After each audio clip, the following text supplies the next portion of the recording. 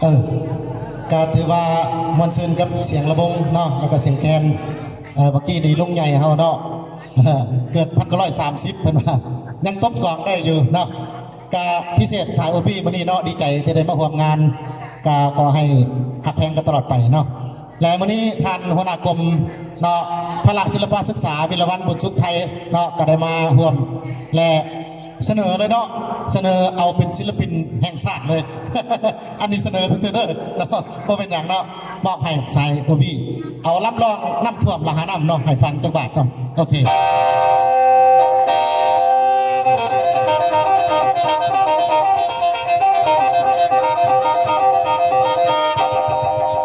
โอ้ยละฟ้าเอ้ยฟ้าห้องความเลี้ยวไปทางเมืองลาวเห็นแต่น้ำท่วมใหญ่เด้อละเหลียวบาดนี้ทั้งหาแฝงรอภาพไตน้ำไหลล้นท่วมทงนาท่วมทงนา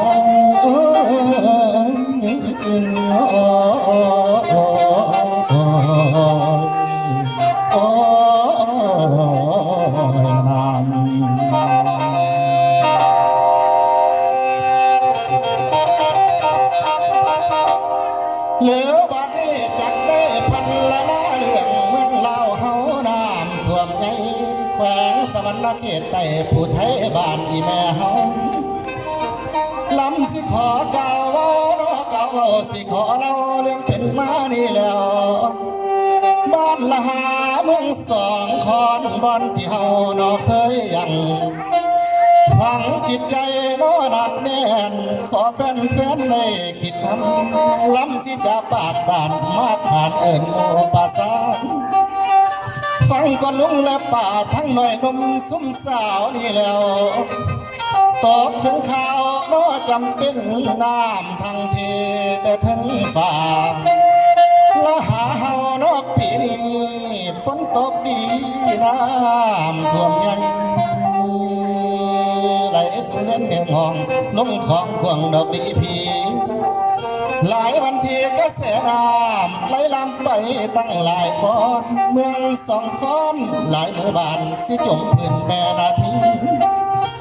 ท่วมไปหมดนอพื้นที่ทั้งแก่งกอกเมืองจำพรพุ่นแล้วทางเมืองสนหมูรีอาจสะพังนอท้องก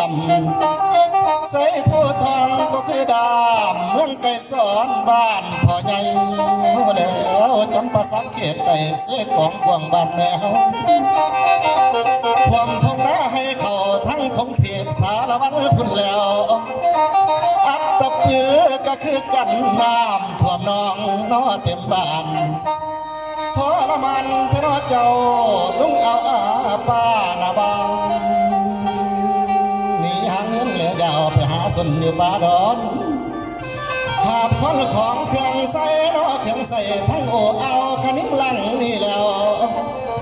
ล้างพองจุงนอบุตรตาพร้อมทำมัวนอคุ้ยมาเวทนาเทนอเจ้าคนสลาเพิ่งเข่าแกงโอ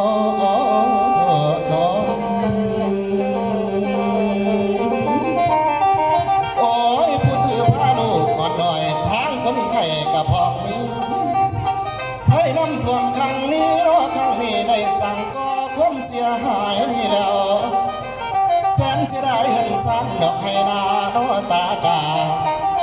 หงมัวค่อยมาน้องสามป่าน้ำท่วมใบหนทางเที่ยวที่เฮาไตทั้งขัวความแม่น้ำก็พี่มังมุนคาลาความเสียหายครั้งนี้เนาะครั้งนี้เกิดจากเหตุภัยพิบัติเนาะพี่น้องบริษัทที่ลงทุนผู้ค้าขายก็ไว้รุ่นส่วนละมุนทนอเจ้าเฮาสูญเสียดอกครั้งใหญ่พันละนากะบ่ได้มีหลายรุ่นนับบ่ไหวนายกเฮาเพิ่นนั้นได้ขวัญใจหมู่ป่าซาสนนี่แล้วทนเห็นพวงป่าซาเฮาอยู่หาแฝงดอกทางไต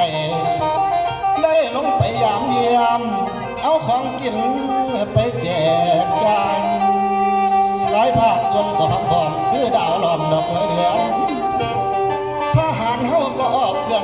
ส่วนสวยป่าซาสนนี่แล้ว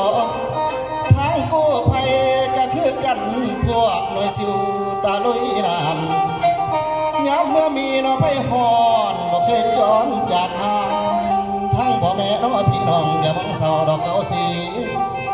ยังบ่หมดทอนี้น้อทอนี้การส่วนสวยประสบภัยนี่แล้วทางกระทรวงดอกแข่งงานพร้อมสวยเอาน้อสาวไตอย่าได้เห็นน้อหดให้อย่าเสียใจให้สู้ต่อ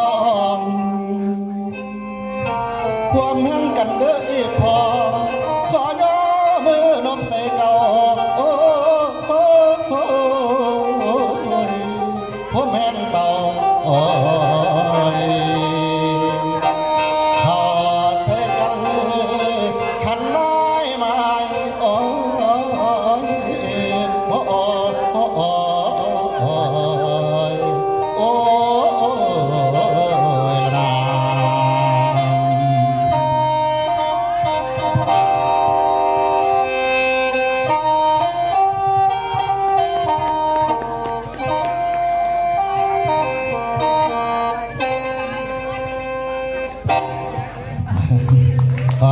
ขอเข้าใจเนาะเสียงตบมือเนาะ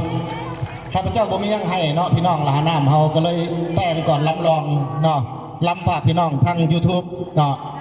ช่อง VB Studio เนาะมอบให้บรรดาทานได้มวลซื่นเนาะแล้วก็พิมพ์เข้าไปคำว่า